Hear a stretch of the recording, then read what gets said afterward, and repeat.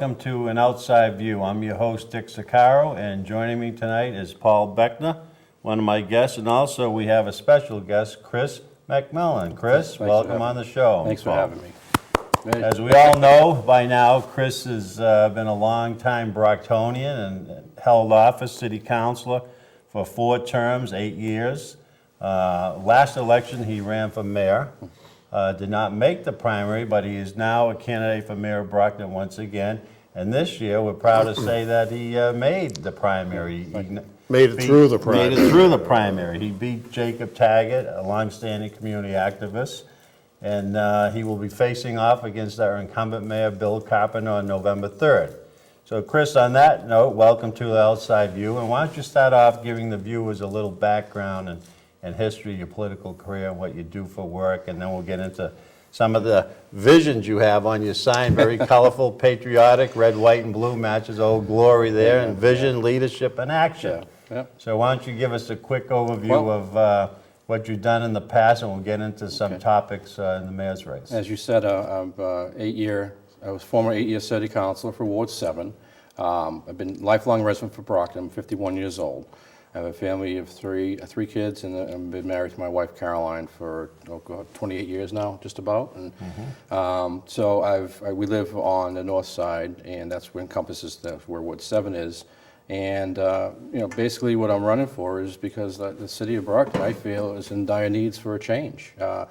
The mayor that's in there right now has not come through with any of his promises, campaign promises, and I don't see the crime going down. I don't see the anything else. The taxes are still going up, which he promised to reduce the taxes. The stop the nepotism, which he's been one of the worst culprits of that since I can remember. And like I said, I was on the council for 8 years, so I've had Mayor Belzotti when I was there, and I had Mayor Harrington.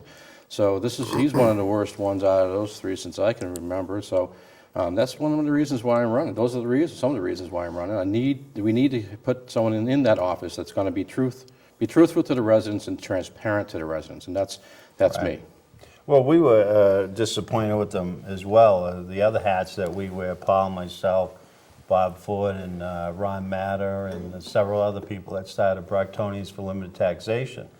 We actually backed Mayor Carpenter when he ran last election because he promised us he was going to hold the line on taxes. And not only did he break his vow to us once, but twice. This first year, he went up on our tax rate slightly to pay for the $500,000 to defend the lawsuit with the power plant. And even though he's in favor of the power plant, we'll get into that issue later. Sure. But this year, unprecedented, he's calling for one of the largest tax rates the city's ever had. Not only is he going by CFO John Connor's recommendation for a full 2.5% tax increase, but also a partial override to cover $13 million needed to repair the DPW infrastructure. And our CFO said he would not certify the budget for that $13 million unless there was a partial override, which we all know hasn't been too successful in the past when it went out to the Brocktonians. Absolutely right. I think we had about 6 of them or more, and they've all been voted down resoundingly. And in addition to those taxes, they just voted to increase our water rates by 35%. So I don't think the people are too happy with him on that stance. He actually asked for a 1% raise in the taxes and the first year. Right. And the council knocked it down to 0.5%. Then he comes back and realizes that he spent way too much money his first term, so he had to implement the 2.5% tax increase along with this $13 million bonding, what I call as a wish list of all the department heads. And now he's asking the council after the election to go for a 2.5 override. He's also pushed, and he's going to claim that the Water Commission has recommended the 30% increase of the water rates, but it has to be put on the agenda by someone, and the mayor actually put it on the agenda to be voted for, and he pushed for it, and the council pushed for it. Right now it's in it's supposed to be a 2-year gap, but he's also raised the fees. And that's another thing. He's raised all the fees for or anything you do, permitting and everything. He's raised all those fees, so that's another tax in itself. Chris, where do you think he needlessly squandered money? I think they used a lot of money on, they blew through $600,000 of overtime with the police department. And I commend that they tried to make a change, but the program that they instituted didn't work. They should have realized right away, but they went through $600,000 in overtime money alone. A lot of money. In 3.5 months. Then they had to go back to the city council for $317,000 more just to put them over to the end of the fiscal year. This year in the budget's $900,000 in overtime. And quite honestly, the police department is understaffed. Absolutely. There are 9 in the academy that are coming out at the end of October. They're just replacing people, They're though, only right? there was actually 13 retiring this year. So they're still under the criteria. Right? The way the city, we have federal grant money, and we have to have 186 police officers in order to be eligible for the federal grant money. And we're below that threshold. When the mayor took office, they needed 9 officers ASAP. They needed them right away, and he waited till the end of the year, figuring I might be a conspiracy theorist here, but it looks nice to have 9 officers out right before the election. Right. Why is it communities like Quincy, Fall River, New Bedford seem to have about 100 plus more at Taunton? We're talking communities with roughly the same population. Why do you think they have so many more officers? We're talking about 100 more. What happened is back in, I believe, 90 and 91, the state took over the finances of the city of Brockton, and they laid off a ton of firefighters and police officers. We never actually recouped all of them. So that, I believe, was 30 or 35 police officers and firefighters each department, because we were, the city didn't run its finances properly, and that's what I am extremely nervous about, that it's going to happen right now, because we are overspending what we have in there right now, and now the mayor is asking for 6 more police officers, which is fine. And then at our last mayoral forum, he announced that I told the chief to hold that back. I'm going with 12 officers. How do we get 50? We need at least 50. Well, that's what he we promised all know that. in his campaign literature when he ran 2 years ago. He's going to hire 50 police officers. We had the citywide safety meeting at the Unknown School, and one person asked him, "Well, you promised 50 police officers, that's why I voted for you." He said in time, over a long period of time, I didn't have the money for that. But that's not what his literature said. Reduce your taxes was all in bold and red. Hiring 50 police officers was bold and red. And stop the nepotism is all in red. And that's all that he's failed on. But the thing is, though, Paul, is that we have to increase the officers, but I personally feel that we can do it through the stabilization funding, where we have to ask the state to allow us to use that funding and earmark it specifically for public safety, which is fire or police. Every year, a certain percentage can go in and be earmarked and saved. Good point. So that's one of my ideas, to try to increase the police force. The 12 officers that he's proposing right now, is only, in all the union contracts that he's approved, the CFO is only approving for 8 months right now, the fiscal year of 2016. He cannot certify that the money will be there in 2017 or 18. So what's going to happen if I'm successful, which I hope I am, as the mayor, but I'm going to be sitting there with a deficit, there's no tomorrow. And quite honestly, am I going to be stuck there saying, we don't have the money for these new officers, where are we going to get the money? We're going to try to find some grant from Homeland Security, yes. I'm going to overturn every rock I can. Right. But am I going to be the bad guy that's going to have to say, we don't have the money, so therefore, what the end product's going to be. We can't afford these people that they're hiring. They've hired 4 people down at the refuge department, the mayor has. I don't know why. I'd rather hire 4 more police officers. We hired 3 people in the Board of Health, which where the nepotism comes from, because one was his friend as a realtor, the other one was the city council's husband, and then the third one was his campaign manager's son. So that's, where's the stopping of the nepotism right there? And quite honestly, like I said, that's just 7 people, but he's proposing for 2 more in the police station to do data entry, to do crime analysis. We have that going on right now. We already had the shot spotter. We had that already implemented back when I was a city councilor. So everything that he's proposing, except for the fingerprint, What you seem to be saying is that his priorities are not in order. his priorities are, is definitely not for the residents of the city of Brockton. Well, from what you're saying, and from what I see, it doesn't appear to be. No. I give him a lot of credit for working hard, because he has worked hard. I know that. He's the first one there in the morning, last one there at night. But it's what he's working hard towards that I have a problem with. And 2 years ago, I supported you at the outset until the primary was over. I just couldn't support Mayor Balzotti any longer. I had sat down with her for an hour and got bad answers to all my questions. And I said, I hope Chris gets through this, because I really don't, at the time, didn't know much about Carpenter. Right. So I was all for you. Thank you. And I had your sign in my yard. Yeah. But then after it was just Carpenter and her, what do I do? I sat down with Dick, what are we going to do? And Well, quite honestly, he fooled a lot of people 2 years ago, and I'm hoping that the people of the city of Brockton, the residents, have caught on to that. You gave this mayor 2 years to make a change, make a difference, improve everything. Nothing I can see is being improved. Anything that you see right now, anyone talking to the residents, the City Hall Plaza project was awarded back when I was a city councilor in 2013. The downtown lighting, all the infrastructure down in downtown, new sidewalks, new LED lighting, that was approved when I was a city councilor. The state came in, they want to do Pleasant Street over, they want to do West Elm Street over. That was all approved by the state back when I was a city councilor.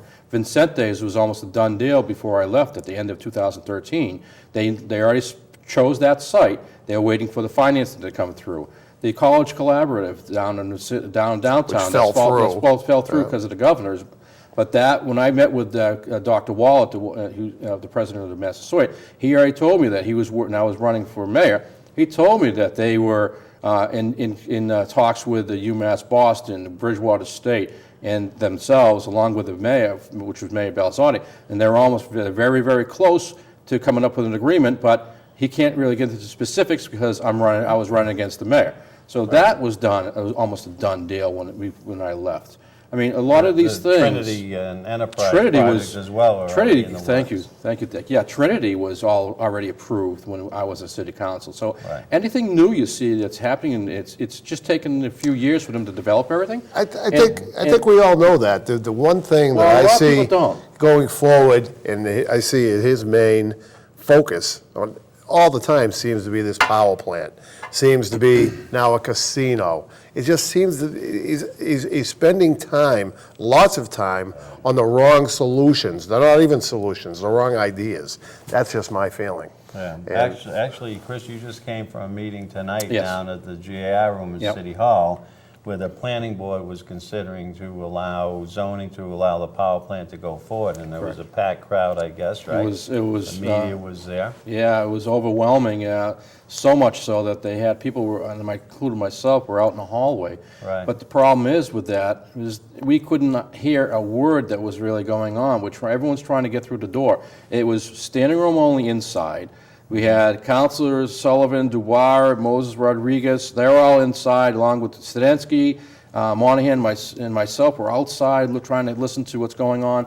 The people, it was overwhelmingly, it was great attendance there. But the problem is that no one could hear outside, so it wasn't a proper meeting. And actually, one of the attorneys that were there against the power plant was saying it's an open meeting law violation because you're not given the right. Right. You knew there was going to be a lot of people, but you're not given the right for these people to hear what's going on. But And Councilor Shana Bonds asked, actually, in the media, she came out and asked for the meeting to be canceled. That Yes. it wasn't an appropriate meeting. But let's get back to Mayor Carpenter, some of the other false promises he made. He said he was going to make sweeping changes in his administration. As far as I know, he brought in a new DPW commissioner and a new police chief. As a matter of fact, at one point in time, we paying 3 police chiefs. One, we could only pay a certain amount, Chief Hayden. Okay. And then Chief Crowley. Gomes was still under a 2-year contract, so we had to pay him out of full chief pay. Right. Then he brought in Chief Crowley. Right. The same thing, we now are paying 2 city assessors. Paul Sullivan was put on paid administrative leave. For what reason, no one seems to know. They won't have open transparency, Right. which he ran on as well. We're paying 2 librarians as well right now. And this is costing the taxpayers hundreds of thousands of dollars. In addition, he said that he would look to get in out of some of these failed investments. He renegotiated the baseball stadium contract. I took a look at that contract myself. It's very, very costly to the taxpayers of the city. The way it works is it's over a 10-year period, and the first 8 years are heavily oriented with the city through the 21st Century Corporation paying the hotel Motel meals and tax to fund the baseball stadium, to pay for their electrical rates and water and sewer fees. And in year 8, it starts coming into That was a the bad deal from stadium. the Right, outset. so that's been failed. Bad plan. Also, the decel plan is just mind-boggling to me, why we haven't got out of this a long time ago for breach of contract.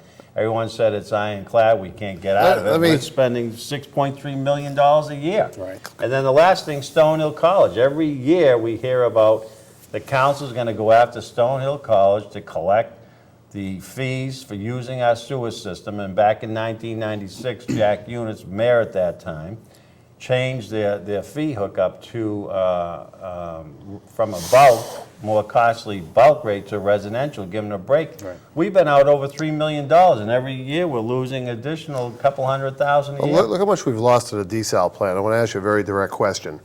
4 years now, they've been in breach of contract. You know that. Bob Sullivan knows that, and he's a lawyer. And that's on several different areas, primarily the one that I've been harping on for years, is that the promise in the contract, or the stipulation, they were going to spend $250,000 marketing the water. Well, Jack Units, the former mayor who signed that contract, came out 2 years ago and says he knows for a fact they haven't spent a nickel marketing the water. And yet they keep coming up before the council unprepared. They can't prove any of this. Why don't we just sue them? Would you sue them immediately? I want someone to sue them for that $25 million we spent in the last 4 years and just stop payment, but sue them to get that money back.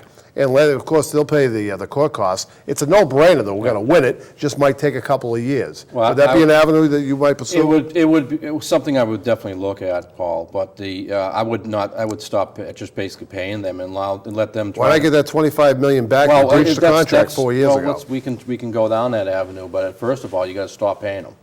If you feel they breached it. Well, they're and going I to do, sue us first. Why then not sue them first? Well, we'll countersuit. That's the way it's Sue them gonna work. first, let Yeah. them countersue. Yeah. Right. So, well, it's fine. I mean, Yeah. whoever gets Ma- to the It's always best, first. it's always best to But, sue first, I you know, think. look, this proposal of buying this desal plant, it's horrendous.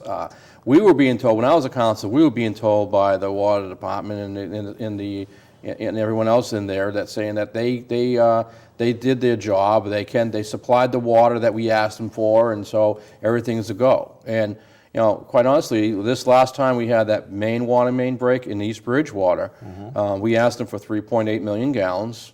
They could only push out 3.3 million gallons. And then after a few days of the machinery running, it conked out, it failed. So the machinery just quit. So Right. and if you look at the contract, or if you look at the estimates, they're looking for an upgrade in all the equipment in this facility. If we ever purchased this plant for $88 million, which That's I don't know where absurd. I have no idea where they're getting this price from.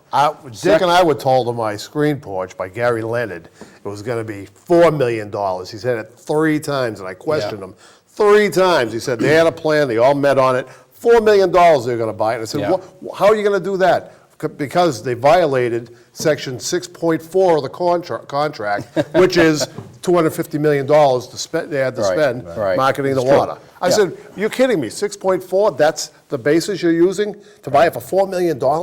He was sure it was $4 million. All of a sudden, it's $84 million more in a 88. few months. Yeah. I think that was a miscommunication. Well, I don't Maybe- think so. Maybe 4 million. Well, they're looking for another a five. They're year. looking for this Gary's a plant. smart man. Yeah. I They're asked him looking- 3 yeah. times. They're looking But for this you were plant there. to push out they're looking for this plant to push out 5 million gallons. It's not going to happen. So they're also talking about moving the inlet pipe down somewhere. We take full responsibility and liability of anything in this plant, the piping, the machinery, the people working there. I rather have the state take it over, see if they want it, Right. than with, but Why is Carpenter hanging on to it? What's your feeling about that? it's, I don't know. I don't have a. Can I he think- use, I can he think- use that water for the power plant? No, because they already it's- refused to use potable water. The state said the power plant There's cannot no way use. no way to It's gotta be reverse that. Wastewater. They can apply for it, I would say, afterwards, because Okay. with this new contract that this mayor has agreed to illegally, to give them the wastewater, because it was a city ordinance, and the ordinance states that the city council are the only ones that, with authority to give anything over 1 million gallons a day, or to sell. And he stepped over his boundaries as a mayor and said, I don't care about the city council. I'm the mayor, and I'm going to do it my way. Well, Right. in the contract that he's agreed with this power plant is that we have to acknowledge and actually promote any changes that they want to make, which Right. means that they can, right now, it says they don't want to use any diesel or low phosphorus diesel, but they can turn around and say, I need it right now. Right. So, City of Brockton, if you want us to continue with our lawsuit, then you better agree with us, but you better not stand in our way. So now we have to promote it. So, Right. And getting back to the desal plant, we took a tour down there, and the water systems manager informed us that it was 18 times more expensive to use that Yep. water than Silver Lake. yeah, yep. So let's move on to some of the key issues right now. We get about 8 minutes left on the Okay. show. So That's fast. obviously, crime's out of control. There was a recent murder. Unfortunately, a young man was shot and murdered. And now we have the dubious distinction of having the highest murder rate of any city in the Commonwealth of Massachusetts, including Boston. So that's very troubling. Now, you combine that with the high tax rates, high residential, high commercial tax rates, it's tough to get businesses in here. Now, Well, the city seems to be split too. Obviously, I think the majority against the power plant, including all the councils as you were, and the casino just barely passed on a referendum by 143 votes out of the 1,000 of votes. So why don't you address those issues primarily, if pro-casino, anti-casino, pro-power plant, against the power plant, which we know you are, and taxes and some of the crime, what your plans Well, would be. as far as the crime goes, the tactics that he was using or they're using right now are not working. So there's not enough community outreach. A few of the programs with the Shannon grant that they were supposed to do they're not implementing right now. So that's what I would change up quite a bit. I heard they're not stealing as many stereos out of cars. Well, with the literature that's going out, with his mayor's putting out right now, he's saying that violent crimes are down. What I guess they don't consider murder a violent crime. Right. So I don't understand where he's getting this data from. 2 years ago, he went all over the former mayor Balzotti. He got all over her about this crime and shootings and everything. But you don't hear him saying that right now. There's a ton of shootings going on in the city Right. that are not being talked about in the media Or reported, you're or right. reported, correct? And so this is the thing is, the crime is up. That's a Right. definite. I don't care what type of spin this mayor tries to put on it. But what's even worse right now is I think they used the word general, crime is in the general. fear. The fear of crime is overwhelming with the residents of the city of Brockton. Right. The people here and the residents here in Brockton, they don't want to go outside at night. They're Yeah, afraid to go outside, absolutely. even sometimes during the daytime, because now the shootings Drive-by are so shootings brazen. in the morning, that- middle of the day. Right, well, That that's what incident happened with the other day. this last one. So Right. this is where we have to really be really forceful with as a police department, give them all the tools, start reaching out to the community with the kids and from 12th grade 12 down, and really start these programs back up again. It's not going to be cured overnight, that's for sure. But if we can show some progress, which we have not shown any progress at all, then you did the right. You were moving in the right way. We're not moving in the right way right now. And we can stop some of this reckless spending on these failed investments and put that money back into the infrastructure, fix our streets, bring on more public safety officers, let the people feel safer to relocate here, businesses coming, and reduce our taxes, and you grow your infrastructure, you get more jobs created, and it'll have a trickle-down effect on the economy. Right. Well, you touch base with, I'm against the casino. Right?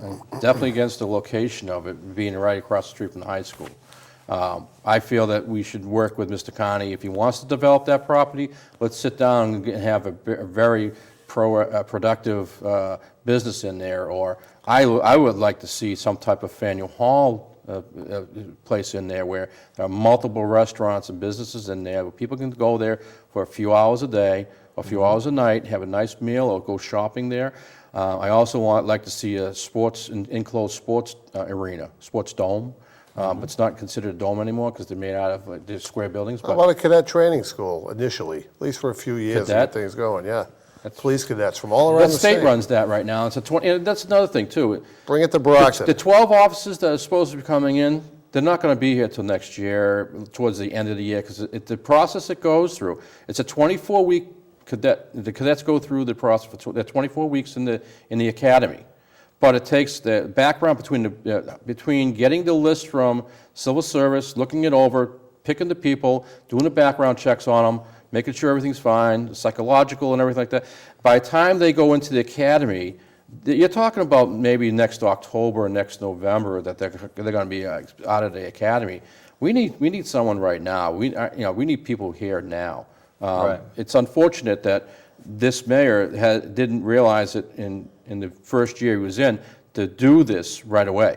Hired a 9 in January, then at the end of the year hire another 6 that was supposed to be replaced. But his vision of the way the city is supposed to be is a little blurred right now. How come you haven't used my slogan that I gave you? Well, Enough bullshit, I don't know if we can do MacMillan that for on mayor. TV. Enough bullshit, MacMillan for mayor. I said, I told him, put it on these big 4x8 signs, but put BS, we're- BS. Leave that out. We're going to be wrapping up soon, but before, we want to make sure you get in where people can contact you if they want to help you out. We got about 4 weeks from today, I believe, Yes. the election. Yeah. And who Yesterday. knows what's going to happen in the 4 weeks? I mean, as we all know, there's a grand jury out there Yeah. that we've all read in the paper that looking possible indictments into this Brewster That's- ambulance contract. Yeah, that's another problem I Amongst have other with things, this mayor is that, and that's why I've been asking for debates, and they've been pushing off the debates towards the end of this month. Hopefully, they're saying, but there's nothing confirmed. Look, We're down to 2 minutes. 2 minutes? Okay. We want you to inform the people how they can get a hold of your websites, right. and then spend a good minute on your closing argument why the people should vote for Chris MacMillan for mayor of Brockton. Okay, well, if you'd like to get in touch with me and my campaign, the cell phone number is 508-631-4273. Or if you want to go on the internet, it's chrismacmillan.com. That's a website, and there's also it's tied into our Facebook and Twitter account and so on. I'm running for the right reason. I'm running to help out the city of Brockton. I put my name on the ballot because of that reason only. I was an 8-year city councilor. I have the experience. I don't need to have a learning curve.